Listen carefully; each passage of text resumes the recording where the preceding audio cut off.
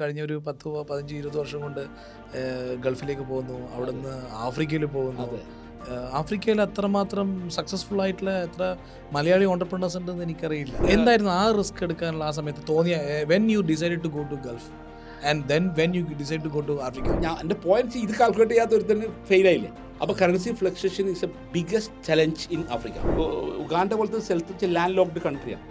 Land locked country എന്ന് പറയുമ്പോൾ നമ്മൾ മനസ്സിലാക്കുന്നത് എൻട്രി ബാരിയർ മാർക്കറ്റാണ് ശരിക്കും. ഒരു $10,000 ഒരു കണ്ടെയ്നർ, ആ കണ്ടെയ്നർ ഉഗാണ്ടയിൽ എത്തുമ്പോൾ $30,000.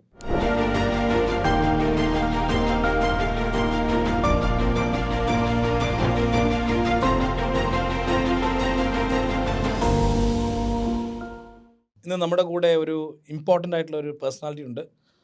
എനിക്ക് വളരെ ഫേവറേറ്റും ഞാൻ ഒരുപാട് ഇൻസ്പയർ ചെയ്ത് ഫോളോ ചെയ്യുന്ന ഒരാളാണ്. പല കാര്യങ്ങളും ഓരോ സംസാരത്തിലും എനിക്ക് എപ്പോഴും ഒരു എനർജിയാണ്. ഇൻഫാക്റ്റ് ഞാൻ പല കാര്യങ്ങളും ഇദ്ദേഹത്തെ കണ്ട് ഞാനും ഫോളോ ചെയ്തിട്ടുണ്ട് എൻ്റെ ഓഫീസിലേക്ക്. ഇൻക്ലൂഡിങ് ഒരു സിസ്റ്റം ഉണ്ടാക്കുകയാണെങ്കിൽ അത് വൃത്തിയിൽ ഉണ്ടാക്കണം, അല്ലെ പിന്നെ പരിപാടിക്ക് വരുത്. ആ ഒരു ഫോളോ ചെയ്യുന്ന ഒരാളാണ് ഞാനും. അപ്പോൾ ഇന്ന് എൻ്റെ കൂടെ ഉള്ളത് മദനിക്കയാണ്. നമസ്കാരം. ABC ഗ്രൂപ്പിൻ്റെ മാനേജിങ് ഡയറക്ടറും ഫൗണ്ടറുമാണ്. മനിക, വെൽക്കം. നമസ്കാരം. അപ്പോൾ ഞാൻ എപ്പോഴും ഈ ഒരു ഇൻ്റർവ്യൂവിനെ ഞാൻ മദനിക്ക് എപ്പോഴും മനസ്സിൽ വെച്ചിട്ടുണ്ട്. എപ്പോഴാണ് നിങ്ങൾ കൊച്ചിയിൽ വന്നാൽ കൈയോടെ പിടിച്ച ഒരു 1 hour ഒരു ഇൻ്റർവ്യൂ വേണമെന്ന് പറഞ്ഞിട്ട്. തീർച്ചയായും. അപ്പോൾ മദനിക, എനിക്ക് പേഴ്സണാലിറ്റി വൈസ് ഞാൻ എപ്പോഴും കാണുന്നതെന്ന് പറഞ്ഞാൽ, ഞാൻ എപ്പോഴും എല്ലാവരോടും പറയും, ABC ഗ്രൂപ്പിൻ്റെ ഏത് ഷോറൂമിൽ കയറിയാലും ഞാൻ ഇവരോടൊക്കെ പറയുന്നതാണ്, ഒരു ഓറയുണ്ട്. ഓക്കെ, നിങ്ങളുടെ അത് നിങ്ങൾ ഫിസിക്കലി അവിടെ ഇല്ലെങ്കിലും നിങ്ങളുടെ ഒരു പേഴ്സണാലിറ്റി ഓറ അവിടെ കാണാനുണ്ട്. ഞാൻ ഒരുപാട് പേരെ കാണുമ്പോൾ അവിടെ സിസ്റ്റത്തിൽ കാണുമ്പോൾ ആരും ബിഹേവ് ചെയ്യുന്നത് ഒരു എംപ്ലോയി ആയിട്ടല്ല, അവിടെ എല്ലാവരും ഒരു എംപ്ലോയർ ആയിട്ടാണ്. ഓൾമോസ്റ്റ് അവരുടെ ഒരു ഷോറൂം നടത്തുന്ന ഒരു ബോഡി ലാംഗ്വേജിലാണ് അവർ ആ ബിസിനസ് നടത്തുന്നത്. അതെങ്ങനെയാണ് അങ്ങനത്തെ ഒരു സിസ്റ്റം നിങ്ങൾ കൊണ്ടുവന്നത്? അത് ഭയങ്കര ഇൻസ്പയറിംഗ് ആണ്. ഞാൻ എല്ലാവരോടും പറയുന്ന ഒരു കാര്യമാണ്, you created so many entrepreneurs. Yes. എന്താണ് മോനിക അതിൻ്റെ ഒരു? First of all, the leader who makes more leaders. നമ്മൾ അണികളെ സൃഷ്ടിക്കാനല്ല, ലീഡേഴ്സ് സൃഷ്ടിക്കുക. കാരണം ഇന്നിപ്പോൾ ശരിക്കും ഞാനൊരു മോർ ദാൻ 3 decade ഈ ബിസിനസ്സിൽ. അപ്പോൾ അണികളെ കിട്ടൽ എളുപ്പമാണ്, പക്ഷേ ലീഡേഴ്സിന് കിട്ടൽ റെയറാണ്, ഭയങ്കര ബുദ്ധിമുട്ടാണ്. അപ്പോൾ എപ്പോഴൊക്കെ നമ്മൾ ഏത് ലെവലിൽ നമ്മൾ നോക്കുമ്പോൾ എംപവർമെൻ്റാണ് എല്ലാത്തിൻ്റെ അടിസ്ഥാനം. എംപവർ ചെയ്യുക എന്നുള്ളത്. അപ്പോൾ ടീം ബിൽഡിംഗ് ആണ് നമ്മളെ കൾച്ചർ. ശരിക്കും ടീം ബിൽഡിംഗ് എന്ന് പറയുമ്പോൾ സാധാരണ രീതിയിൽ ഞാൻ കാണുന്ന സ്വപ്നങ്ങളൊന്നും ഒറ്റക്കല്ല. അതൊരു കാരണം നമ്മൾ പ്രകൃതിയിലേക്ക് നോക്കിയാൽ, ലെറ്റ്സ് ഇപ്പോൾ എന്നോട് ചോദിച്ചു കഴിഞ്ഞാൽ ഞാൻ കാണേണ്ട പ്രകൃതി എന്തായിരുന്നു? ഇപ്പോൾ നമ്മൾ പറവകൾ ഒരുമിച്ച് പറക്കുന്നത് കണ്ടു, അല്ലെങ്കിൽ തേനീച്ചകൾ ഒരുമിച്ച് തേനീച്ച കൂട്ടുന്ന, അല്ലെങ്കിൽ അതിൽ റാണി ഈച്ചകളുടെ ഇമ്പോർട്ടൻസ് അവിടെ കണ്ടു. തിരിച്ച് ഉറുമ്പുകൾ, നമുക്ക് ഉറുമ്പുകൾ ഇതല്ല, പക്ഷേ ഉറുമ്പുകൾ പോലും ഒരുമിച്ചാണ് സഞ്ചരിക്കുന്നത്. ഇനി തിരിച്ച് ഞാൻ കണ്ടത് ഏറ്റവും ശക്തിമത്തായ ഒരു ജീവി എന്ന അർത്ഥത്തിൽ, ഒരു ആനിമൽ എന്ന അർത്ഥത്തിൽ എലിഫൻറ്റിനെ കണ്ടു. പക്ഷെ അതും ആനക്കൂട്ടങ്ങളെയാണ് കണ്ടത്. ഒരിക്കലും ഒരു ആന ഒറ്റക്കല്ല പോകുന്നത് ശരിക്കും. So it is all inspired. Actually it's all inspired. അപ്പോൾ ഓട്ടോമാറ്റിക്കലി എന്ന് വെച്ചാൽ അതിൻ്റെ ഒരു പോയിന്റിൽ തിരിച്ച് നമ്മൾ നോക്കിയാൽ, നമ്മൾ സോളാർ സിസ്റ്റം എടുത്താൽ, സൗരയുദ്ധത്തെ എടുത്താൽ, ഭൂമി ഒറ്റക്കല്ല ശരിക്കും. ഭൂമി ഒറ്റക്ക് നിൽക്കാൻ പറ്റില്ല നമുക്ക്. അപ്പോൾ automatically this all inspired me. പക്ഷെ എപ്പോഴും വഴി കാണിച്ചു കൊടുക്കാൻ ഫ്രണ്ടിൽ ഒരാൾ വേണ്ടേ? അത് തീർച്ചയായിട്ടും അത്. അപ്പോൾ ആ ഒരു ഇൻസ്പിറേഷൻ ഒന്നെടുത്തു. രണ്ടെന്ന് വെച്ചാൽ, ഇത് ഞാനൊരു റിറ്റെയിലറായിട്ട് ചെറിയ രീതിയിൽ ഇനിഷ്യേറ്റ് ചെയ്തപ്പോൾ തന്നെ എനിക്ക് മനസ്സിലായി ഹ്യൂമൻ ക്യാപിറ്റലിൻ്റെ ഇമ്പോർട്ടൻസ് അണ്ടർസ്റ്റാൻഡ് ചെയ്തു. ഐ എം ടോക്കിംഗ് 95, 94, 90, ആ ഒരു 90s ആൻഡ് 2000 ബിഫോർ. അപ്പോൾ ഹ്യൂമൻ ക്യാപിറ്റലാണ് ഏറ്റവും റെയറസ്റ്റ് ആയിട്ടുള്ള, അല്ലെങ്കിൽ ഇത് ചെയ്യേണ്ടതെന്നും, അതുകൊണ്ട് തന്നെ ഹ്യൂമൻ ക്യാപിറ്റലിനെ എംപവർ ചെയ്യലാണ് നമ്മൾ പണിയെന്നുള്ള തിരിച്ചറിവാണ് ആ ഒരു യാത്ര. എങ്ങനെയാണ് അതിൽ ഒരു ലീഡർ എങ്ങനെ ഐഡന്റിഫൈ ചെയ്യുന്നത്? What is A skill actually? ഇങ്ങനെ ആളെ അത് ഏൽപ്പിക്കാം, അതാണ് ഏറ്റവും ഡിഫിക്കൽട്ട് അല്ലേ? ഇയാളെ എങ്ങനെ ഏൽപ്പിക്കാന്ന്? ട്രസ്റ്റ് കൊണ്ടാണോ, അല്ലെ ബന്ധം കൊണ്ടാണോ? എന്താണ് യു ഐഡന്റിഫൈ പേഴ്സൺ ഇയാളെ ഏൽപ്പിക്കാൻ? തീർച്ചയായും പല എലിമെൻറ്റുകളുണ്ട്. അപ്പം ഇതിൽ ഈ പറഞ്ഞ പോലെ തന്നെ ടീം ബിൽഡിംഗ് കൾച്ചർ വരുന്നു. അപ്പോൾ ടീം ബിൽഡിംഗ് കൾച്ചർ വരുമ്പോൾ തന്നെ നമ്മുടെ കൂടെ തന്നെ വർക്ക് ചെയ്യുന്നവരിൽ തന്നെ നമുക്ക് കണ്ടെത്താൻ പറ്റും. ശരിക്കും കണ്ടെത്താൻ പറ്റും. അത് ഒന്ന് ശരിക്കും ലീഡർഷിപ്പിന് വേണ്ട ഏറ്റവും മികച്ച ക്വാളിറ്റീസ് നമ്മൾ എടുത്തു കഴിഞ്ഞാൽ, അതിൽ ലിസ്റ്റിൽ നമ്മൾ നോക്കിക്കഴിഞ്ഞാൽ, ഒന്ന് കമ്മിറ്റ്മെൻ്റ് ഒരു ഭയങ്കര ഇമ്പോർട്ടൻ്റ് ഘടകം, പ്രതിബദ്ധത എന്ന് പറയുന്നത്. ഇനി 2 റെസ്പോൺസിബിലിറ്റി. വെച്ചാൽ ഉത്തരവാദിത്ത ബോധം, അത് അതിനേക്കാൾ ഇമ്പോർട്ടൻ്റ് ആണ്. അപ്പോൾ ഇങ്ങനെ അതിൽ പിന്നെ ഇനി ധാർമ്മികത ആവാം, എത്തിക്കൽ പ്രാക്ടീസസ് ആവാം, അതുപോലെ തന്നെ പിന്നെ knowledge acquisition, constant learning spirit ഉണ്ടാകുക എന്നുള്ളത് ഇമ്പോർട്ടൻ്റ് ആണ്. പിന്നെ ചേഞ്ച് മാനേജ്മെൻറ്റ്, പക്ഷേ ട്രാൻസ്ഫോം ചെയ്യാൻ തയ്യാറാകുക, ഇൻഡസ്ട്രിക്ക് അനുസരിച്ചിട്ട് അല്ലെങ്കിൽ നമ്മളെ പ്രവർത്തന മേഖലയ്ക്ക് അനുസരിച്ചിട്ട് ആ ട്രാൻസ്ഫോർമേഷന് വിധേയമാകാൻ കപ്പാസിറ്റി ഉള്ള ആൾക്കാർ. ഈ 3 ഡിക്കേഡ്സിൽ ബിസിനസ് ചെയ്യുമ്പം ഈ 3 ഡിക്കേഡ്സിൽ ഈ ചേഞ്ച് വല്ലതും മനസ്സിലായിട്ടുണ്ടോ? Change കുറഞ്ഞിട്ടുണ്ടോ?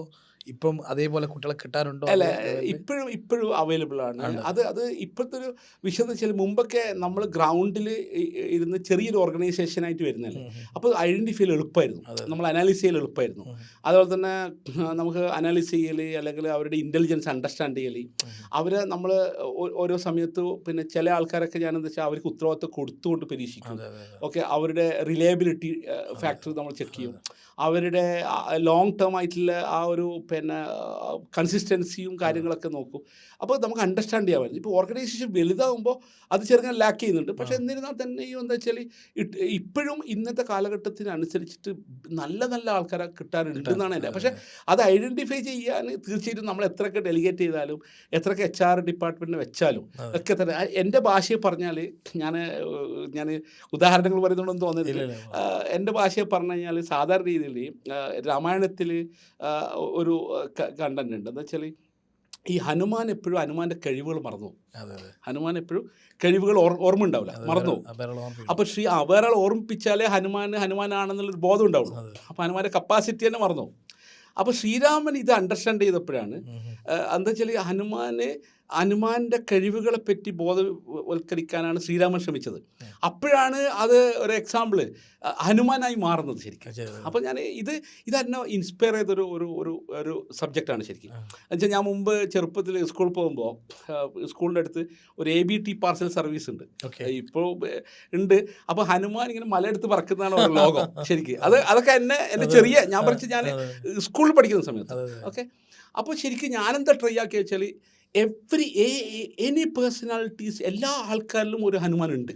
So how we can generate more Hanumans. ഇതാണ് എൻ്റെ ഒരു തോട്ട് പ്രോസസ്. സ്കിൽ എപ്പോഴും വേറൊരാളാണ് ഐഡന്റിഫൈ ചെയ്യുന്നത്. ഒരാളുടെ സ്കിൽ എപ്പോഴും അയാളെ പറയുന്നത് നീ നന്നായി പാട്ട് പാടും, നീ നന്നായി എഴുതും. ഞാൻ കുട്ടികളോട് പറയാറുണ്ട്, നമ്മളൊരു ചെയ്യുന്ന ഒരു കാര്യം വേറൊരാളാണ് ഒബ്സർവ് ചെയ്ത് പറയുന്നത്, you are good on it. അപ്പോൾ അത് അന്ന് പറയുമ്പോഴാണ് മനസ്സിലാവും, ഓക്കെ എനിക്ക് ഈ ഒരു സ്കിൽ ഉണ്ട്. അപ്പം മിക്കപ്പോഴും ആരും അത് അപ്രീഷിയേറ്റ് ചെയ്യാത്തതുകൊണ്ടോ ഐഡന്റിഫൈ ചെയ്യാത്തത് കൊണ്ടായിരിക്കും. അത് ഇപ്പോഴത്തെ ഒരു രീതി എന്ന് വെച്ചാൽ, ഇപ്പം ഞാൻ എന്നെ സ്വന്തം പറഞ്ഞാൽ, എനിക്ക് ഇപ്പോൾ എൻ്റെ കരിയറിനെ ഞാൻ എടുക്കുമ്പോൾ തിരിഞ്ഞു നോക്കുമ്പോൾ, ഞാൻ അന്നൊന്നും എനിക്കത് ഐഡൻറ്റിഫൈഡ് ആയിരുന്നില്ല. പക്ഷേ ഇപ്പോൾ ഒരുപാട് വർഷങ്ങളായി ഞാൻ തിരിഞ്ഞു നോക്കിയപ്പോൾ എനിക്ക് മനസ്സിലായെന്ന് വെച്ചാൽ, എൻ്റെ പാരൻസ്, അത് എൻ്റെ ഉമ്മയും ഉപ്പയും എനിക്ക് തന്ന മോറൽ സപ്പോർട്ടാണ് എല്ലാത്തിനേക്കാളും വലുത്. അപ്പോൾ എന്നെ എംപവേർഡ് ആക്കാൻ അവരെടുത്ത സ്റ്റെപ്സ്, അപ്പോൾ അതാണ്. അപ്പോൾ അതിൻ്റെ അർത്ഥം വെച്ചാൽ എനിക്ക് തന്ന റിസോഴ്സസ് അല്ല, മോറൽ സപ്പോർട്ടാണ്. അപ്പോൾ ഞാൻ ആദ്യകാല ബിസിനസ്സുകളിൽ ഏർപ്പെടുമ്പോൾ നഷ്ടമായിട്ട് എൻ്റെ ഉപ്പാൻ്റെ അടുത്ത് പോയിട്ട് ഞാൻ പറയും, ഇപ്പോൾ എനിക്കിങ്ങനെ നഷ്ടമായിപ്പോയി. അപ്പോൾ ഇപ്പോൾ ഒരു പ്രശ്നമില്ല മോനെ, നഷ്ടം എന്തുകൊണ്ടാവും നീ പഠിച്ചല്ലോ, ഇനി നമുക്ക് ലാഭം ഉണ്ടാക്കാമല്ലോ എന്നാണ് എൻ്റെ ഉപ്പ എൻ്റെ അടുത്ത് പറഞ്ഞത്. നഷ്ടം ഉണ്ടാവില്ലല്ലോ. അപ്പോൾ അതൊരു ഭയങ്കര ലെസണാണ്. അപ്പോൾ അതേസമയം തിരിച്ച് എൻ്റെ ഉപ്പ നീ നഷ്ടം ഉണ്ടാക്കിയല്ലേ എന്നാ പറഞ്ഞിരുന്നുവെങ്കിൽ ഞാൻ ചില സമയം എനിക്ക് ആ കറേജ് ഉണ്ടാവില്ല. അപ്പോൾ ആ മോറൽ സപ്പോർട്ട് നമുക്ക് ധൈര്യം നൽകി, നമുക്ക് റിസ്ക് ടേക്കിംഗ് കപ്പാസിറ്റി നൽകി, നമുക്ക് പലതും ചെയ്യാനുള്ള ഒരു എന്താ പറയുക, ഒരു എല്ലാ രീതിയിലുള്ള കപ്പാസിറ്റി ബിൽഡ് ചെയ്തില്ല. ഈ റിസ്ക് ടേക്കിംഗ് എന്ന് പറയുമ്പോൾ നമ്മൾ തളിപ്പറമ്പിൽ നിന്ന് അങ്ങോട്ടായി അല്ലെ, കണ്ണൂരിൽ നിന്ന് പിന്നെ അങ്ങോട്ട് പോയല്ലേ. അവിടെ നിന്ന് നിങ്ങൾ എക്സ്പാൻഷനായി മാറുന്ന ഒരു കഴിഞ്ഞ ഒരു 10, 15, 20 വർഷം കൊണ്ട് ഗൾഫിലേക്ക് പോകുന്നു, അവിടെ നിന്ന് ആഫ്രിക്കയിൽ പോകുന്നു. ആഫ്രിക്കയിൽ അത്രമാത്രം സക്സസ്ഫുൾ ആയിട്ടുള്ള എത്ര മലയാളി ഓണ്ടർപ്രണേഴ്സ് ഉണ്ടെന്ന് എനിക്കറിയില്ല. ലിമിറ്റഡ് നമ്പേഴ്സ് ആണ്. എന്തായിരുന്നു ആ റിസ്ക് എടുക്കാനുള്ള ആ സമയത്ത് തോന്നിയ, when you decide to go to Gulf and then when you decide to go to Africa? അതിൽ ഒരു എലിമെൻ്റ് എന്ന് പറയുന്നത്, ഞാൻ ആദ്യം നമ്മൾ ചെറിയ രീതിയിൽ പിന്നെ എൻ്റെ ഹോം ടൗണിൽ നിന്ന് ബിസിനസ്സിലേക്ക് വന്നു. പിന്നെ അത് ഈ പറയുന്ന എന്താ പറയുക, ഹോം ടൗണിലെ ബിസിനസ്സിൽ വരുമ്പോൾ റീറ്റെയിലറായിരുന്നു ശരിക്കും, സ്മോൾ റീറ്റെയിലർ. അപ്പോൾ അങ്ങനെയാണ് ഞാൻ വെറും റീറ്റെയിലാകുമ്പോൾ അതിൻ്റെ ലിമിറ്റേഷൻസ് ഉണ്ടെന്ന് ഞാൻ തിരിച്ചറിഞ്ഞു. ഒരു സ്മോൾ ടൗണാണ്.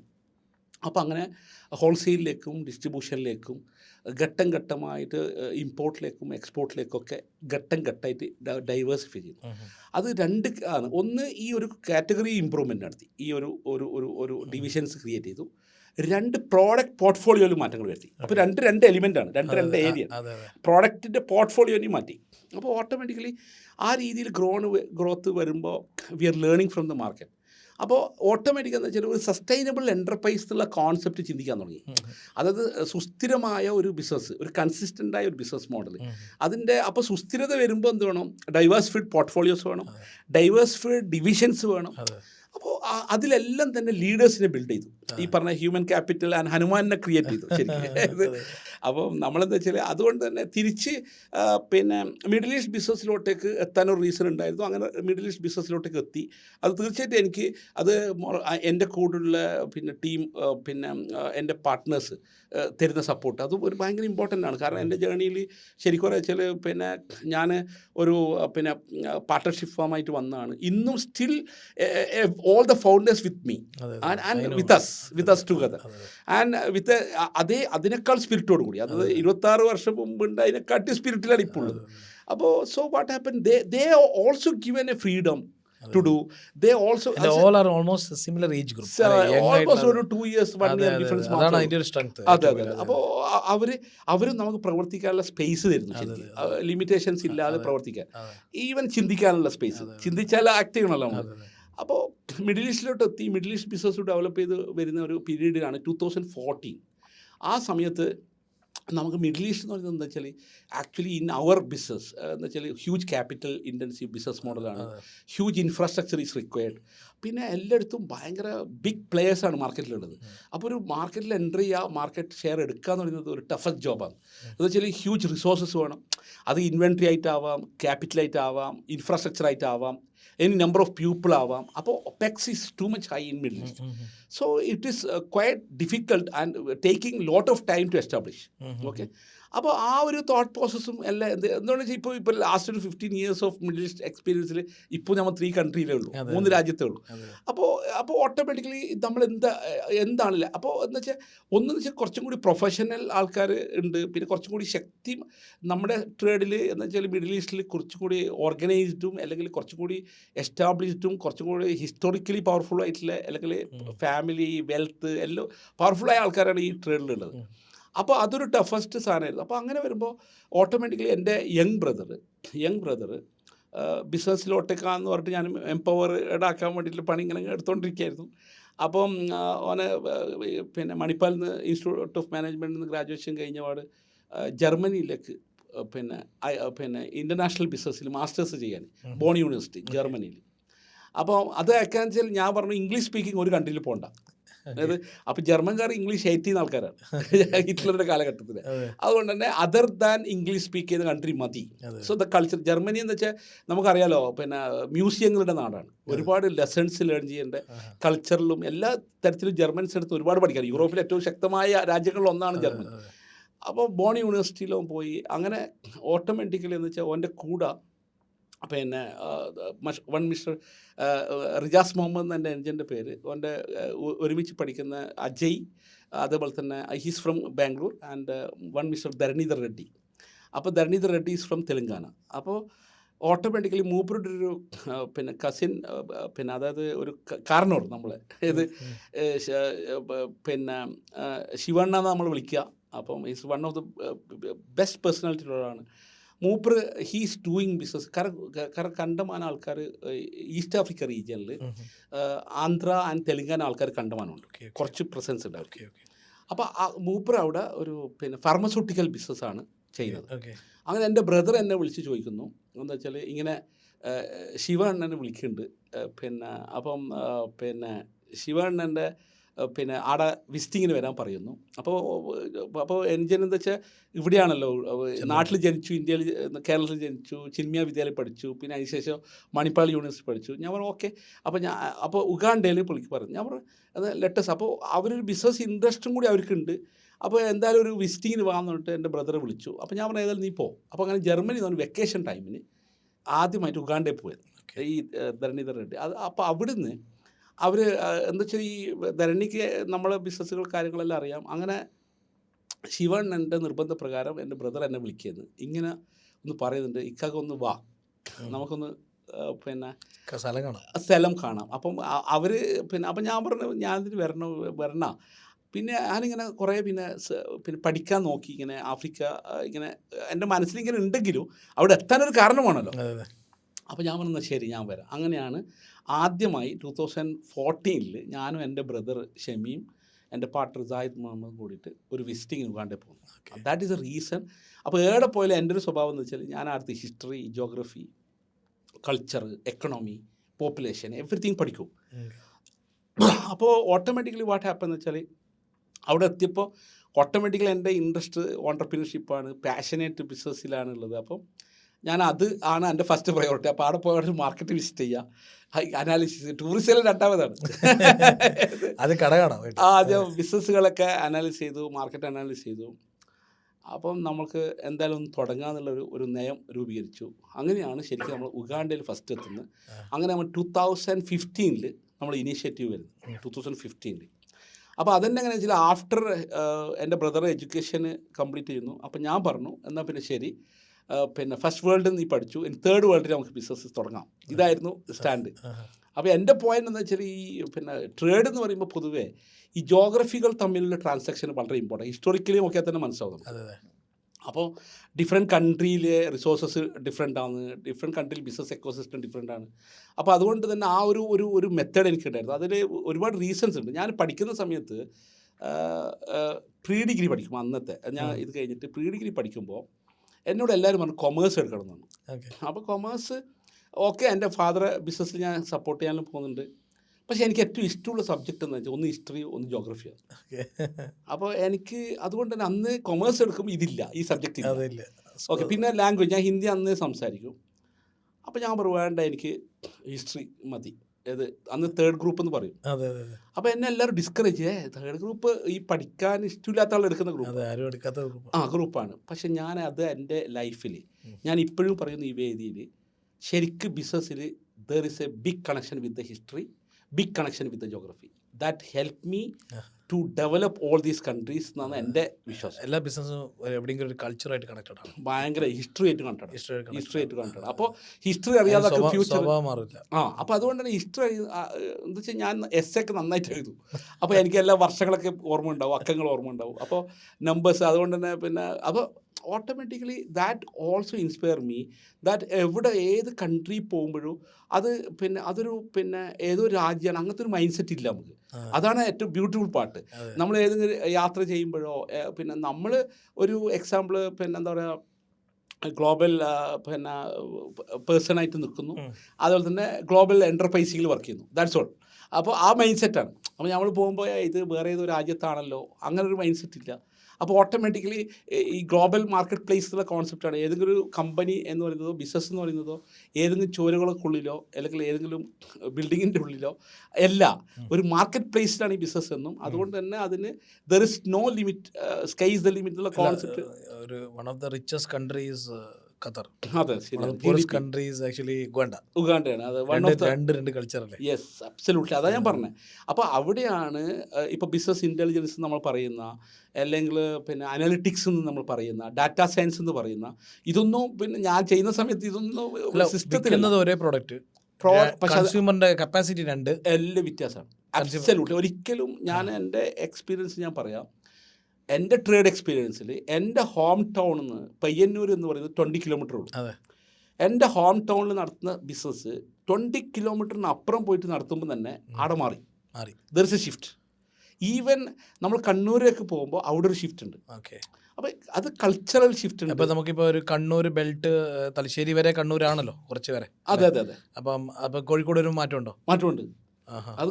അതാ ഞാൻ പറഞ്ഞത്. അപ്പോൾ അത് പിന്നെ അതുകൊണ്ട് തന്നെ വാങ്ങുന്ന ആൾക്കാർ ഒന്നെന്ന് വെച്ചാൽ പിന്നെ കൾച്ചർ, പീപ്പിള്, പിന്നെ അതുപോലെ തന്നെ പിന്നെ എക്കണോമി, അങ്ങനെ ലോട്ട് ഓഫ് സാധനങ്ങൾ ഉണ്ട് എന്നാണ് എൻ്റെ അണ്ടർസ്റ്റാൻഡിങ്.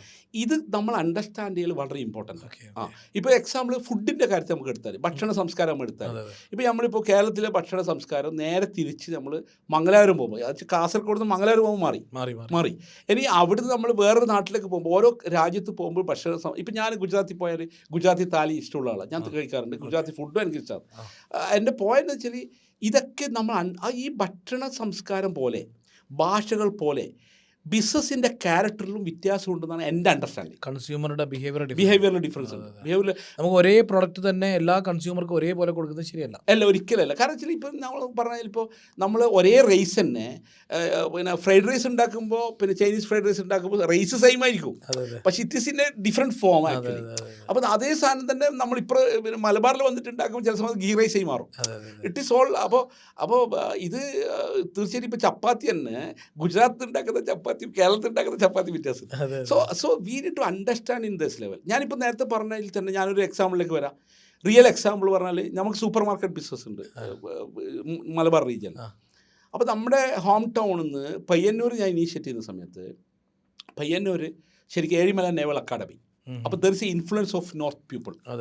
ഏഴിമല നേവൽ അക്കാഡമിയിൽ more than 7,000 cadets with families.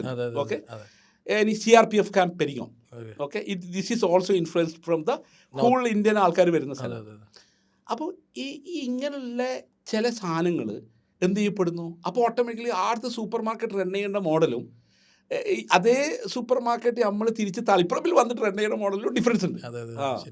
ഇപ്പോൾ പനീർ തളിപ്പറമ്പിൽ അത്ര സെയിലാവില്ല. ഞാനൊരു എക്സാമ്പിൾ പറയുന്നത്, തിരിച്ച് പയ്യൻ്റെ ഒരു പനീർ അല്ലേ. ഞാനിപ്പോൾ റീസെന്റ് ദുബായിൽ സറവണ ഭവനിൽ പോയപ്പോൾ കൂടുതലും നോർത്ത് ഇന്ത്യൻ ഐറ്റംസ് ആണ്. ഒരു ടിപ്പിക്കൽ സൗത്ത് ഇന്ത്യൻ പറയാൻ പറ്റില്ല. അതെ, അവര് ട്രഡീഷണൽ സൗത്ത് ഇന്ത്യൻ എന്ന് പറയുമ്പോഴും പകുതി കൂടുതൽ മെനു ഉള്ളത് പനീറും മറ്റും ഇതൊക്കെയാണ്. അതാ ഞാൻ പറഞ്ഞത്. അപ്പോൾ നമ്മൾ അതുകൊണ്ട് തന്നെ നമ്മൾ ഇരിക്കുന്ന ഇൻഡസ്ട്രി പിന്നെ ഒന്നാവാമെങ്കിലും, ഇപ്പം നമ്മൾ ഇരിക്കുന്ന ഇൻഡസ്ട്രി ഒന്നാവാമെങ്കിലും ഡിഫറെൻറ്റ് മാർക്കറ്റിലും ഡിഫറെൻറ്റ് പെർസെപ്ഷൻസാണ്, ഡിഫറെൻറ്റ് യൂട്ടിലൈസേഷൻ മെത്തേഡാണ്.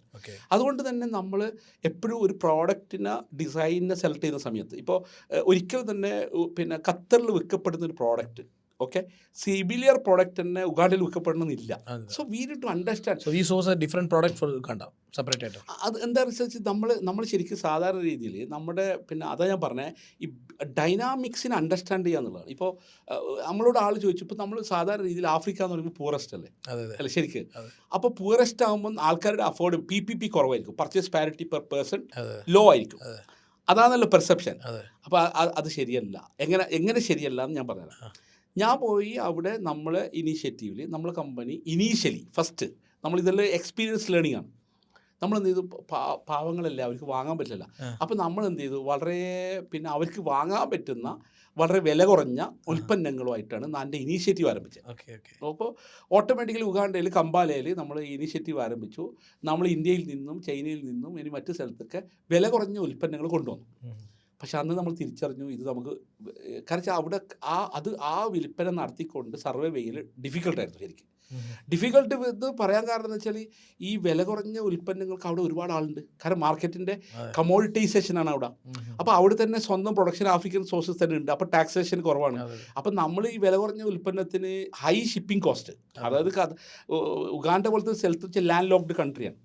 ലാൻഡ് ലോക്ക്ഡ് കൺട്രി എന്ന് പറയുമ്പോൾ നമ്മൾ മനസ്സിലാക്കി വെച്ചാൽ എൻട്രി ബാരിയർ മാർക്കറ്റാണ് ശരിക്കും. അങ്ങനെ പറഞ്ഞു കഴിഞ്ഞാൽ എന്താ വെച്ചാൽ, എൻ്റെ ഭാഷയിൽ പറയുന്നതാണ്, ലാൻഡ് ലോക്ക്ഡ് കൺട്രി എന്ന് വെച്ചാൽ ഒന്ന് ഡയറക്റ്റ് പോർട്ടില്ല, ദർ ഇസ് നോ പോർട്ട്.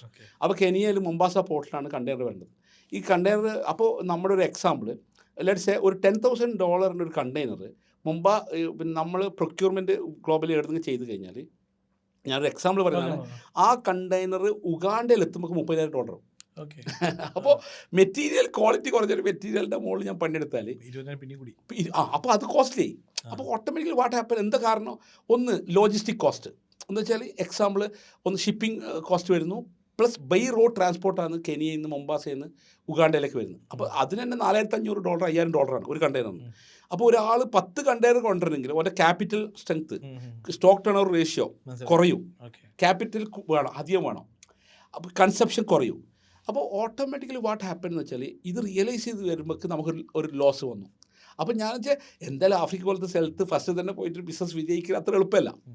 അപ്പോൾ we learn from the experience. അപ്പോൾ നമ്മൾ ട്രാൻസ്ഫോം ചെയ്യാൻ തീരുമാനിച്ചു. അങ്ങനെ ട്രാൻസ്ഫോർമേഷന് വിധേയമായി. ശരിക്കും ഇപ്പം നമ്മൾ റൺ ചെയ്യുന്ന രീതി ഇപ്പം എന്നല്ല, നമ്മൾ ട്രാൻസ്ഫോർമേഷന് എടുക്കുകയും നമ്മൾ ഉൽപ്പന്നങ്ങൾ വേൾഡിൽ ഏറ്റവും ടോപ്പ് ക്വാളിറ്റി ഉൽപ്പന്നങ്ങൾ വിൽക്കാനൊരു മാർക്കറ്റായിട്ട് ആഫ്രിക്ക നമ്മൾ കണ്ടു. അതാണ്. അപ്പോൾ നമ്മുടെ കസ്റ്റമേഴ്സ് എല്ലാം എന്തായി മാറി? അവിടുത്തെ leading sports stars, leading pop stars, leading film stars, ministries,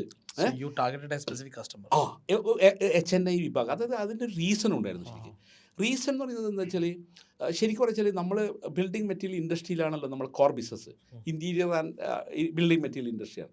അപ്പോൾ ഈ കോർ ബിസിനസ്സിൽ നമ്മൾ നോക്കുമ്പോൾ ശരിക്കും ഇവിടെയൊക്കെ എന്ന് വെച്ചാൽ നമ്മൾ കേരളത്തിലല്ലേ പോകുന്നത്. അപ്പോൾ കേരളത്തിൽ എല്ലാം ഒരേപോലെയാണല്ലോ ആൾക്കാർ. അവിടെ എന്ന് വെച്ചാൽ എക്സ്ട്രീം ഡിഫറെൻ്റ് ആണ്. ഡാം പുവറാണ് ശരിക്കും. അപ്പോൾ ഭക്ഷണത്തിന് പോലും ബുദ്ധിമുട്ടുന്ന ആൾക്കാരാണ് ഡാം പുവർ ആൾക്കാർ. അതുപോലെ തന്നെ രണ്ടാമത്തെ വിഭാഗം എന്ന് വെച്ചാൽ എക്സ്ട്രീംലി റിച്ചാണ്, റിച്ച് അല്ല, അത് എൻ്റെ ഭാഷയിൽ പറഞ്ഞത്. അപ്പോൾ അവർക്ക് എന്തും അഫോർഡ് ചെയ്യാം ശരിക്കും. ഒന്ന്. രണ്ടെന്ന് വെച്ചാൽ majority of the buildings, majority of the homes, majority of the infrastructure owned by richest people. അപ്പോൾ മെറ്റീരിയൽ ആയിരിക്കാം വേണ്ടത്? ശരിക്കും പൂറിനല്ലല്ലോ വേണ്ടത്. കാരണം എൻ്റെ മെറ്റീരിയൽ ആരാ വാങ്ങേണ്ടത്? HNIs ആണ്, അല്ലെങ്കിൽ റിച്ചസ്റ്റ് ആൾക്കാരാണ്. അപ്പോൾ ഓട്ടോമാറ്റിക്കലി വാട്ട് ഹാപ്പൻ ദാറ്റ് അത് റിയലൈസ് ചെയ്യുക എന്നുള്ളതായിരുന്നു അടുത്ത പോയിന്റ്. അപ്പോൾ നമുക്കൊരു കാര്യം മനസ്സിലായി, എന്ന് വെച്ചാൽ റിച്ചസ്റ്റിന് എക്സ്ട്രീം റിച്ച് ആയതുകൊണ്ട് എന്ത് വിലയുടെ സാധനം വാങ്ങാനുള്ളൊരു വിപണിയാണെന്നുള്ള തിരിച്ചറിവ് നമുക്കുണ്ടായി. അപ്പോൾ ശരിക്ക് ഞാനിപ്പോൾ പറഞ്ഞാൽ ഇന്ന് ഞാൻ തിരിഞ്ഞു നോക്കുമ്പോൾ ഇന്ന് നമ്മൾ ഹാൻസ് ഗ്രോ ഹെ എന്ന് പറയുന്ന വേൾഡിലെ one of the toppest brand from Germany, bathroom fitting ബ്രാൻഡാണ്, എക്സ്ക്ലൂസീവ് ഡിസ്ട്രിബ്യൂട്ടർ ഇൻ ഉഗാണ്ട. ഇനി ലോഫൻ എന്ന് പറയുന്ന Switzerland brand, exclusive distributor in Uganda. ഞാൻ ഉഗാണ്ട മാത്രം എക്സാമ്പിളായിട്ട് പറയുന്നതാണ്.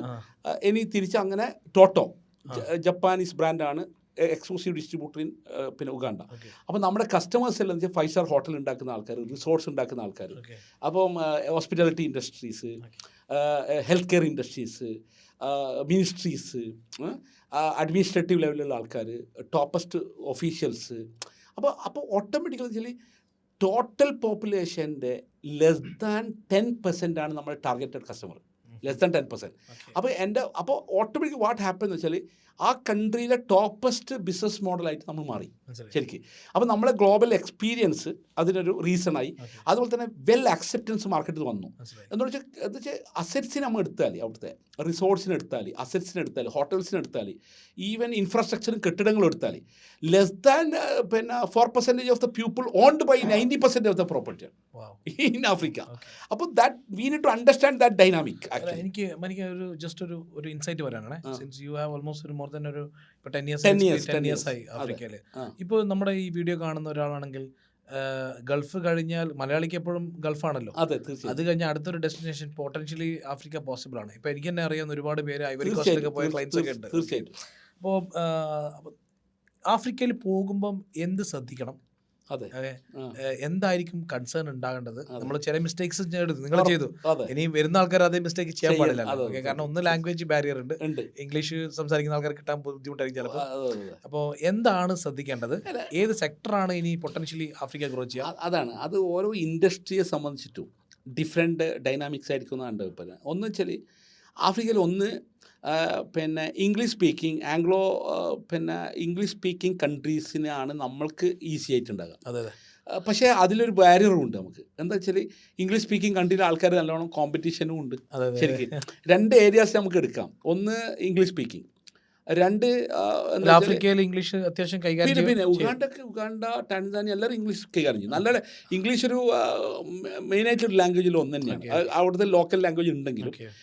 പക്ഷേ വേറെ കാര്യമുണ്ട്, ആഫ്രിക്കയിലെ എല്ലാ കൺട്രി ഇംഗ്ലീഷ് അല്ല, ഫ്രാങ്കോഫിൻ കൺട്രീസ് ഉണ്ട്. അപ്പോൾ ഫ്രഞ്ച് സ്പീക്കിംഗ് ആണ്. ഇപ്പോൾ കോങ്കോ നമുക്ക് ഫ്രഞ്ച് സ്പീക്കിംഗ് ആണ്, ഐവറി കോസ്റ്റ് ഫ്രഞ്ച് സ്പീക്കിംഗ് ആണ്. അപ്പോൾ ഓട്ടോമാറ്റിക്കലി ഇപ്പോൾ നമുക്ക് ലാംഗ്വേജിൻ്റെ ലിമിറ്റേഷൻ നമ്മൾ തിരിച്ചറിയുന്നുണ്ട്. അതുകൊണ്ട് തന്നെ ഇപ്പം ഞാൻ ശരിക്കും പറയാം, ചില ആൾക്കാരെ റിക്രൂട്ട് ചെയ്യാൻ വേണ്ടിയിട്ട് ഇപ്പം മാഹിയിൽ കുറച്ച് ഫ്രഞ്ച് സ്പീക്ക് ചെയ്ത ആൾക്കാർ, അതുകൊണ്ട് മാഹിയിൽ ആൾക്കാരെ കിട്ടോ, ഇപ്പോഴുണ്ടോ? കുറച്ചൊക്കെ ആൾക്കാർ കിട്ടും, പക്ഷേ യങ്സ്റ്റേഴ്സ് കുറവാണ്. അപ്പോൾ ആക്ച്വലി ഞാനിപ്പോൾ എല്ലാ ഫോറത്തിലും ഈ ലാംഗ്വേജ് ഇംഗ്ലീഷിന് പഠിപ്പിക്കേണ്ട ആവശ്യമില്ല എൻ്റെ കണക്കിന്. കാരണം വെച്ചാൽ ഇപ്പം മൊബൈൽ യൂസ് ചെയ്യുന്നത് ഇംഗ്ലീഷ് അറിയാണ്ട് അവിടെ ചെയ്യാൻ. അതുകൊണ്ട് തന്നെ other other foreign languages like Spanish, like കാരണം തെക്കൻ അമേരിക്ക രാജ്യങ്ങളിൽ നമുക്ക് ബിസിനസ് ചെയ്യണമെങ്കിൽ സ്പാനിഷ് ഈസ് ഇമ്പോർട്ടൻറ്റ്. അപ്പോൾ പിന്നെ ഇനി ആഫ്രിക്കയിൽ തന്നെ പല തെറ്റിദ്ധാരണയല്ല, ഇംഗ്ലീഷ് പഠിച്ച ലോകത്ത് എവിടെ അത് തെറ്റാണ് ശരിക്കും. കാരണം ഞാൻ കോങ്കോയിൽ നമ്മുടെ പിന്നെ ഒരു collaborated business partner, he's an Congo person ആണ്. അപ്പോൾ മൂപ്പർ ഒരു ഷിപ്പ് ബിൽഡർ അടുത്ത്. അപ്പോൾ he speak only French, I speak only English. So it is quite difficult. പക്ഷേ നമ്മൾ തമ്മിൽ എന്താ വെച്ചാൽ, പക്ഷേ അതിന് വേറൊരു പോയിന്റ്, ഈ ഡോക്യുമെൻറ്റ്സ് ഒക്കെ ഫ്രഞ്ചിലായിരിക്കും. ഇത് ഞാൻ ഭയങ്കര ഇപ്പോൾ പിന്നെ മറ്റേ ഇതൊക്കെ ഉള്ളതുകൊണ്ട് പ്രശ്നം, ട്രാൻസ്ലേഷനിൽ ഉള്ളതുകൊണ്ട്. പക്ഷെ എന്നാലും എന്താ വെച്ചാൽ നമുക്ക് അതിനുള്ളിൻ്റെ ഉള്ളിലേക്ക് കിടക്കണമല്ലോ. അപ്പോൾ ശരിക്കും പക്ഷേ അതിനൊരു ബ്യൂട്ടിഫുൾ പാട്ടെന്ന് വെച്ചാൽ ബിസിനസ്സിന് എല്ലായിടത്തും ഒരു ലാംഗ്വേജാണ്. എന്താ വെച്ചാൽ ദർ ഇസ് ഇൻ നമ്പേഴ്സിന് അല്ലെങ്കിൽ പിന്നെ കറൻസിക്ക് there is no other language. Okay, translation അട്ടാ കൺവേർഷൻ മാത്രമേ ഉള്ളൂ. അത്രേ ഉള്ളൂ. അപ്പോൾ ഓട്ടോമാറ്റിക് എന്ന് വെച്ചാൽ ഇപ്പം നമ്മൾ ബാലൻസ് ഷീറ്റ് നോക്കുന്ന സമയത്ത് അല്ലെങ്കിൽ P&L നോക്കുന്ന സമയത്ത് എവറിത്തിങ് സ്പീക്സ് വൺ ലാംഗ്വേജ്. അപ്പോൾ ബിസിനസ്സിന് ഒരു ലാംഗ്വേജാണ്. അതുകൊണ്ട് തന്നെ ഫ്രഞ്ച് സ്പീക്കിംഗ് പേഴ്സണ് അവർക്ക് ഇംഗ്ലീഷും അറിയില്ല, ഇംഗ്ലീഷ് സ്പീക്കിംഗ് പേഴ്സണ് ഫ്രഞ്ചും അറിയില്ല. Still we are working last 4-5 years. Okay, happily. അപ്പോൾ പിന്നെ പക്ഷേ ഹൃദയം കൊണ്ട് നമുക്ക് ഭയങ്കര ബന്ധമാണ്. പക്ഷേ ലാംഗ്വേജ് സംസാരിച്ചിട്ട് നമുക്ക് എന്ത് ചെയ്യാനില്ല. അപ്പോൾ സോ പിന്നെ ഒന്ന് നമ്മൾ നേരത്തെ സംസാരിച്ച പോയിന്റ് കാര്യം. അതെ, അതിലെന്ന് വെച്ചാൽ ഒന്ന് ഞാൻ എൻ്റെ പോയിന്റ് വെച്ചാൽ ഇൻഡസ്ട്രി ലെവലിൽ പറയാൻ, ഇപ്പോൾ എൻ്റെ സെക്ടറിൽ നോക്കുമ്പോൾ ലോജിസ്റ്റിക്സ് ഒരു വലിയ പാർട്ടാണ്, സപ്ലൈ ചെയിൻ മാനേജ്മെൻറ്റ്. സാധാരണ ആഫ്രിക്കയിൽ ഒരു പ്രോഡക്റ്റ് നമ്മൾ പ്രൊക്യൂർ ചെയ്തിട്ട് ആഫ്രിക്കയിൽ പോർട്ടിലെത്തി അത് റിലീസ് ചെയ്ത് മെറ്റീരിയൽ പിന്നെ സ്റ്റോക്ക് ടേൺ ഓവർ റേഷ്യോയിലേക്ക് എത്തണ്ടേ, വെയർ ഹൗസിലെത്തി അത് വിൽപ്പനയിലെത്തി വരുമ്പോൾ ഒരു ടൈം എടുക്കും. ടൈം എടുക്കുമെന്ന് വെച്ചാൽ ചെറിയ ടൈമൊന്നും പോരാ, മിനിമം 4 months വേണം ഒരു പ്രോഡക്റ്റ് നമ്മൾ ഡിസിഷൻ എടുത്താൽ അവിടത്തേക്ക് ഇൻഫ്യൂസ് ചെയ്ത് വരണമെങ്കിൽ. കാരണം ഒന്ന് ഷിപ്പിംഗ് ലോജിസ്റ്റിക് ടൈം അധികമാണ്, 40-45 days ഒക്കെ പല സ്ഥലത്തേക്ക് എത്തും. കാരണം ട്രാൻസാക്ഷൻ കുറവായിരിക്കുമല്ലോ. അപ്പോൾ ഒന്ന് പിന്നെ ലോജിസ്റ്റിക് കോസ്റ്റ് ഹൈ ആണ്. അപ്പോൾ നമ്മളെപ്പോൾ ഒരു പ്രോഡക്റ്റ് പ്രൊക്യൂർമെൻറ്റ് ചെയ്യുന്ന സമയത്ത് നമ്മുടെ സെക്ടറിൽ ഞാൻ സംസാരിക്കുന്നത് എന്ന സമയത്ത് നമുക്ക് ഇതൊക്കെ സബ്ജക്റ്റാണ്. അപ്പോൾ ഒരു പ്രോഡക്റ്റ് എക്സ് ഒരു 100 rupees ഒരു പ്രോഡക്റ്റ് ആഫ്രിക്കയിൽ എത്തുമ്പോൾ 300 ആയി. അപ്പോൾ നമ്മുടെ കെപെക്സ് കൂടി. രണ്ടാമത് അത് അപ്പോൾ നമ്മൾ ശ്രദ്ധിക്കുന്ന ഒരു പാർട്ട് ഞാൻ പറയുന്നത്, ഒന്ന് അവിടെ പോർട്ടുണ്ടോ, പോർട്ടുള്ള കൺട്രികൾ പൊതുവെ കോമ്പറ്റീഷൻ ഹൈ ആയിരിക്കും. പോർട്ടുള്ള കാരണം എല്ലാവരും വരും, ഈസിയല്ല. അപ്പോൾ അതെന്ന് വെച്ചാൽ മറ്റ് ചൈനക്കാരില്ലാത്തൊരു സ്ഥലമില്ല, അത് വേറെ കാര്യം. പക്ഷേ പോർട്ടുള്ള കൺട്രികളിൽ പൊതുവേ കോമ്പറ്റീഷൻ ഹൈ ആണ്. കാരണം പോർട്ട് നേരിട്ട് ആക്സസ് ആയല്ലോ. അപ്പോൾ അതുകൊണ്ട് തന്നെ ട്രേഡ് എന്ത് ചെയ്യും, കുറച്ചും കൂടി കോമ്പറ്റീഷൻ കൂടും. അപ്പം ഞാൻ ആദ്യം പ്രിഫർ ചെയ്യലെന്ന് വെച്ചാൽ ലാൻഡ് ലോക്ക്ഡ് കൺട്രിയാണ് എനിക്ക് പ്രിഫറൻസ്. കാരണം എൻട്രി ബാരിയർ ഉള്ള മാർക്കറ്റാണ്. അതെന്ന് വെച്ചാൽ രണ്ടാണ്, ഒന്ന് വെച്ചാൽ കെപെക്സ് ഹൈ ആണ്. അപ്പോൾ കെപെക്സ് ഹൈ ആകുമ്പോൾ ലോ എൻഡ് ലെവലിൽ കോമ്പറ്റ് ചെയ്യുന്ന ആൾക്കാർക്ക് വരാൻ പറ്റില്ല. ക്യാപിറ്റൽ എക്സ്പെൻഡിച്ചർ ഹൈ ആണ്. എന്ന് വെച്ചാൽ ഒരു പ്രോഡക്റ്റ് ഒരു കണ്ടെയ്നർ ഒരു 100 container കൊണ്ടുവരണമെങ്കിൽ ഹി നീഡ് 300 container. അപ്പം അതെനിക്ക് പറയുന്ന ഈ പോയിന്റിൽ ഒരുവിധം എല്ലാ ഓണ്ടർപ്രണേഴ്സും ഓണ്ടർപ്രണേഴ്സ് പറയാൻ പറ്റത്തില്ല, ബിസിനസ് ചെയ്യുന്ന ആൾക്കാർ ട്രേഡ് ചെയ്യാണ്, വാങ്ങി വിൽക്കാൻ എത്രയും സുമൂലം ചെയ്യല്ലേ. അല്ല, വാങ്ങി വിൽക്കൽ വെച്ചാൽ ഞാൻ ഈ പറഞ്ഞ എലിമെന്റ് ഞാൻ പറഞ്ഞു വന്ന പോയിന്റ്, റിസ്ക് വലുതല്ലേ, കാപെക്സ് ഇൻവെസ്റ്റ്മെന്റ് ഹൈ ആണ്. അപ്പോൾ അതിലേക്ക് വരുന്ന ആൾക്കാർ കുറവായിരിക്കും. അങ്ങനെ ഒരു മൈൻഡ് സെറ്റ് വേണം നമുക്ക്. അപ്പോൾ നമ്മൾ വിചാരിക്കുന്നത് ആഫ്രിക്ക പോയിട്ട് ഈസിലി ഒരു സാധനം ചെയ്യാന്ന് വിചാരിച്ചാൽ ഒരിക്കലും ഒപെക്സ് കുറവല്ല. നമ്മൾ ആദ്യം മനസ്സിലാവും. ഒരിക്കലും യൂറോപ്യൻ കൺട്രിയിൽ ഓപ്പറേറ്റ് ചെയ്യുന്നതേ കോസ്റ്റ് ഒരു ആഫ്രിക്കയിൽ വരും. യെസ്, ബിക്കോസ് വെച്ചാൽ ഒരു എക്സാമ്പിൾ നമുക്ക് ടാൻസാനിയയിൽ ഓപ്പറേഷൻസ് ഉണ്ട്. ടാൻസാനിയയിലെ one of the strongest enterprise ആണ് നമ്മൾ. അപ്പോൾ ഞാൻ പറഞ്ഞതെന്ന് വെച്ചാൽ എന്താ വെച്ചാൽ ഒന്ന് റെൻ്റൽസ്, ഓക്കെ, ലോക്കൽ കറൻസിയിലല്ല, ഡോളറിലാണ്. അപ്പോൾ കറൻസി ഫ്ലക്ച്വേഷൻ കോസ്റ്റാണ്. ഈ നമ്മൾ സാധാരണ നമ്മുടെ നാട്ടിൽ കറൻസി ഫ്ലക്ച്വേഷൻ കോസ്റ്റ് ആയിട്ട് ആരും പരിഗണിക്കാറില്ല, പക്ഷേ that is actually A cost. അപ്പോൾ നമ്മൾ ഇന്ത്യൻ റുപ്പി എത്രമാത്രം താഴോട്ട് പോകുന്നുണ്ടെന്ന് നമുക്കറിയാമല്ലോ. അപ്പോൾ എന്നാൽ പിന്നെ തിരിച്ച് ഇവിടുത്തെ പല ബിസിനസ്സുകളും നമുക്ക് കമ്പയർ ചെയ്ത് കഴിഞ്ഞാൽ ബാലൻസ് ഷീറ്റിൽ ലാഭത്തിലായിരിക്കും, കറൻസി ഫ്ലക്ച്വേഷൻ കോസ്റ്റ് എടുത്താൽ ലോസിലായിരിക്കും. പക്ഷേ അതാരും കൺസിഡർ ചെയ്യാറില്ല. അപ്പോൾ തിരിച്ച് ആഫ്രിക്കയിൽ എന്ന് വെച്ചാൽ നമ്മൾ മന്ത്ലി കൺസിഡർ ചെയ്യും. മന്ത്ലി കാരണം എന്താ വെച്ചാൽ ഈ കറൻസി ഈ ഭയങ്കര ചാഞ്ചാട്ടം വരും, ഭയങ്കര ലോവർ ഇതിൽ വരും. അപ്പോൾ ഓട്ടോമാറ്റിക് നമ്മൾ പ്രൊക്യൂർമെൻറ്റ് റേറ്റ് കറൻസി അവൈലബിൾ ആണോ, കറൻസി അവൈലബിലിറ്റി ഇഷ്യൂ ആണ്. അതാ ഞാൻ പറഞ്ഞത്, അതിനും സൊല്യൂഷൻ വേണം. കറൻസി ഡോളർ അവൈലബിലിറ്റി ഇഷ്യൂ ആണ്. ലോക്കൽ കറൻസി കിട്ടും, പക്ഷേ ഡോളർ അവൈലബിലിറ്റി വേണം. അപ്പോൾ നമ്മളെ സംബന്ധിച്ചാൽ ലോക്കൽ പിന്നെ കറൻസി അക്കൗണ്ട് ഉണ്ടാവും, ഡോളർ അക്കൗണ്ട് ഉണ്ടാവും. ലോക്കൽ കറൻസി അക്കൗണ്ടിൽ ഇങ്ങനെ പൈസ ബാലൻസ് കയറി വരും, ലോക്കൽ കറൻസി ഉണ്ടാവും. അപ്പോൾ എന്ത് സംഭവിക്കും, നമ്മുടെ അടുത്ത് ബാലൻസ് കൂടി വരുമ്പോൾ നമുക്ക് ഡോളർ കിട്ടാണ്ട് നമ്മൾ ഇതിങ്ങനെ കൂടുമല്ലോ. അപ്പോൾ ഓട്ടോമാറ്റിക്കായിട്ട് നമുക്ക് പ്രൊക്യൂർമെൻറ്റിന് വെയിറ്റ് ചെയ്യുന്ന സമയത്ത് കറൻസി എന്താ ചെയ്യപ്പെടും, ചില സമയത്ത് ഡൗൺഫാൾ പോകും. അപ്പോൾ നമ്മൾ കറൻസി എത്രയാണോ ബാലൻസ് ഉള്ളത് അത്രയും വാല്യൂ നമുക്ക് ഡിമിനിഷ് ആയി. അപ്പോൾ അതൊരു കോസ്റ്റാണ്. അത് വലിയ കോസ്റ്റാണ്. അത് ശരിക്കും വെച്ചാൽ പിന്നെ ഞാൻ ലാഭം തന്നെ 23-24 പീരീഡിൽ ടാൻസാനിയയിൽ മാത്രം $5 ലക്ഷം എനിക്ക് കറൻസി ഫ്ലക്ച്വേഷൻ നമ്മുടെ കമ്പനി കോസ്റ്റ്. അപ്പോൾ എൻ്റെ പോയിന്റ് ഇത് കാൽക്കുലേറ്റ് ചെയ്യാത്ത ഒരു തന്നെ ഫെയിലായില്ലേ. അപ്പോൾ currency fluctuation is a biggest challenge in Africa. ഒന്ന് കറൻസി അവൈലബിലിറ്റി, അത് dollar availability also A challenge. അത് നമ്മൾ മനസ്സിലാക്കി. ഒരുവിധം എല്ലാ സെക്ടറിലും ആഫ്രിക്കയിലുണ്ടോ? ഇതിപ്പോൾ കറൻസിക്ക് ഏത് ട്രേഡ് ആയാലും ഓൾമോസ്റ്റ് എല്ലാ ആഫ്രിക്കൻ കൺട്രി ഈ പ്രശ്നമുണ്ട്. ഈ പ്രശ്നം പല കൺട്രിയിലുണ്ട്, മോസ്റ്റ് ഓഫ് ദ കൺട്രിയിലുണ്ട്. പക്ഷേ ഈ പ്രശ്നം ഇല്ലാത്ത ആഫ്രിക്കൻ കൺട്രി കുറവാണെന്നാണ് എൻ്റെ നമ്മൾ 5 കൺട്രിയിൽ നമ്മൾ ഓപ്പറേറ്റ് ചെയ്യുന്നുള്ളൂ. അപ്പോൾ എൻ്റെ അനുഭവത്തിൽ അതാണ് ഒന്നത്. രണ്ടെന്ന് വെച്ചാൽ യുഗാണ്ടയിൽ ഉൾപ്പെടെ റെൻ്റൽസ് ലീസിങ് ഡോളറിൻ്റെ മുകളിലാണ്, ലോക്കൽ കറൻസിൻ്റെ മുകളിലല്ല. അപ്പോൾ വി ആർ കമ്മിറ്റഡ്. എന്ന് വെച്ചാൽ ഈ പിന്നെ ആഫ്രിക്കയിൽ പല അസറ്റ്സും ഉണ്ടല്ലോ ഓൺ ചെയ്ത ആൾക്കാർ ആഫ്രിക്കൻ നാഷണാലിറ്റീസ് ആയിരിക്കും. പക്ഷെ അവരൊക്കെ US UK സിംഗപ്പൂരൊക്കെ സെറ്റിൽ ചെയ്ത ആൾക്കാരായിരിക്കും. അപ്പോൾ ഡോളറിലാണ് ലീസിങ് കൊടുക്കുന്നത്. അപ്പോൾ അതുകൊണ്ട് അത് നമുക്ക് എന്താ കോസ്റ്റ് ഹൈ ആണ്. അപ്പോൾ ആകെ ഉള്ള കുറവ് ഏതാണെന്ന് എന്നോട് ചോദിച്ചാൽ HR കോസ്റ്റ് കുറവായിരിക്കും. പക്ഷേ HR കോസ്റ്റ് നമ്മൾ പറഞ്ഞ പീനട്ട് കൊടുത്താൽ മങ്കിനല്ലേ കിട്ടുള്ളൂ. അപ്പോൾ എന്ന് പറഞ്ഞാൽ അപ്പോൾ നമ്മൾ എന്താ വെച്ചാൽ തിരിച്ച് ഡൈവേഴ്സിഫൈഡ് അപ്രോച്ച് എടുത്ത് ഒന്ന് ഞാൻ ഈ പറഞ്ഞ കറൻസീനെ പറഞ്ഞു.